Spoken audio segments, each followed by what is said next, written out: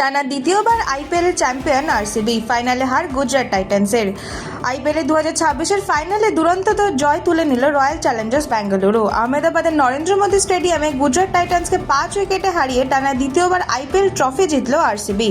প্রথমে ব্যাট করে 20 ওভারে 8 উইকেটে 155 রান তোলে গুজরাট। দলের হয়ে সর্বোচ্চ 50 রানের অপরাজিত ইনিংস খেলেন ওয়াশিংটন সুন্দর। জবাবে ব্যাট করতে নেমে বিরাট কোহলির 42 বলে অপরাজিত 75 রানের দুর্দান্ত ইনিংসে ভর করে মাত্র 18 ওভারে জয়ের লক্ষ্যে পৌঁছে যায় বেঙ্গালুরু। ম্যাচের সেরা খেলোয়াড় হিসেবে নির্বাচিত হন বিরাট কোহলি। এই জয়ের মধ্যে দিয়ে আইপিএলের মঞ্চে নিজেদের আধিপত্য আরও একবার প্রমাণ করল royal Challengers Bengaluru.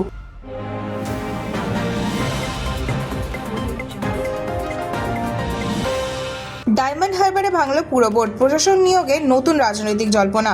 Diamond Harbour পুরসভার বড়সড় প্রশাসনিক পরিবর্তন। তৃণমূলের একাধিক কাউন্সিলরের পদত্যাগের জেরে ভেঙে দেওয়া হয়েছে পুরবোর্ড। 16 জন কাউন্সিলরের মধ্যে আগেই 9 জন তৃণমূল কাউন্সিলর ইস্তফা দেওয়ায় বোর্ড সংখ্যাগরিষ্ঠতা হারায়। এরপর পুরসভার প্রশাসক নিয়োগের সিদ্ধান্ত নেওয়া হয়েছে। প্রশাসনের দায়িত্ব পেয়েছেন ডায়মন্ড হারবারের এসডিও অয়ন দাশগুপ্ত।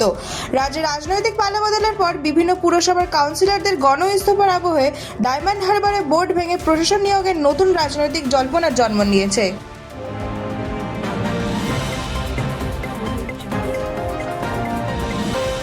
প্রতিশ্রুতি পূরণ। আজ থেকে রাজ্যের সরকারি বাসে মহিলাদের ফ্রি যাতায়াত। আজ 1 জুন থেকে রাজ্যের সরকারি বাসে মহিলাদের যাতায়াত সম্পূর্ণ বিনামূল্যে। নতুন এই প্রকল্প অনুযায়ী সরকারি বাসে সফরের জন্য কোনো ভাড়া দিতে হবে না মহিলাদের।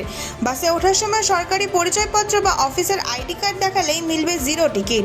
সরকারের দাবি, মহিলাদের আর্থিক স্বস্তি ও কর্মজীবী ও ছাত্রীদের যাতায়াত আরও সহজ করতেই এই উদ্যোগ। আজ সকাল থেকে বিভিন্ন রুটে শুরু হয়েছে এই পরিষেবা। যাত্রীদের একাংশ এই সিদ্ধান্তকে স্বাগত জানিয়েছেন।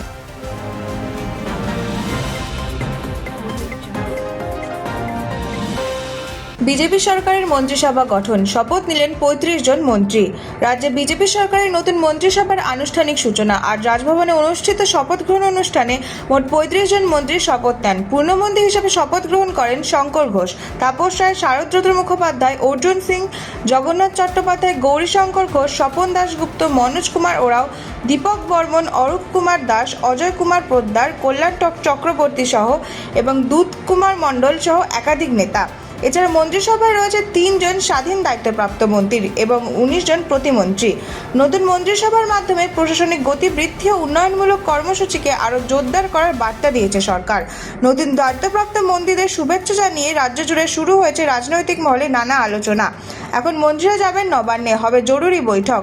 আজই মন্ত্রীদের দফতর বন্টন করে দিতে পারেন শুভেন্দু অধিকারী।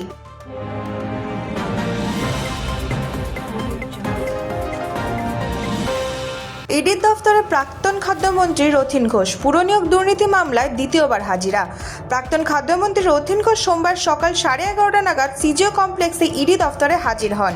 পুরনিয়োগ দুর্নীতি মামলায় এটি তার দ্বিতীয়বারের হাজিরা। ইডি সূত্রে জানা গিয়েছে, তদন্তের স্বার্থে তাকে কিছু গুরুত্বপূর্ণ নথি আনতে বলা হয়েছিল। দফতরে ঢোকার আগে রথীন ঘোষ জানান যে নথিগুলো চাওয়া হয়েছিল সেগুলো সে নিয়ে এসেছে। পাশাপাশি তিনি বলেন, গতকাল শারীরিক অসুস্থতার কারণে কালীঘাটের বৈঠকে উপস্থিত হতে পারেননি তিনি। এখন নজর ইডির জেরায় আর কি তথ্য উঠে আসে।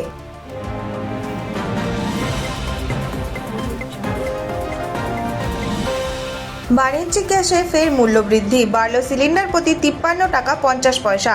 ফের বাড়ল বাণিজ্যিক এলপিজি গ্যাসের দাম। আজ থেকে সিলিন্ডার প্রতি 53 টাকা 50 পয়সা মূল্যবৃদ্ধি হয়েছে। এর ফলে বাণিজ্যিক গ্যাস সিলিন্ডারের নতুন দাম দাঁড়ালো 3255 টাকা 50 পয়সা।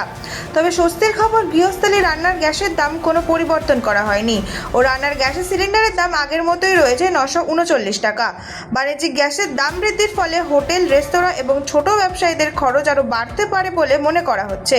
এর প্রভাব খাদ্যপণ্যের দামেও পড়তে পারে বলে আশঙ্কা সংশ্লিষ্ট মহলের।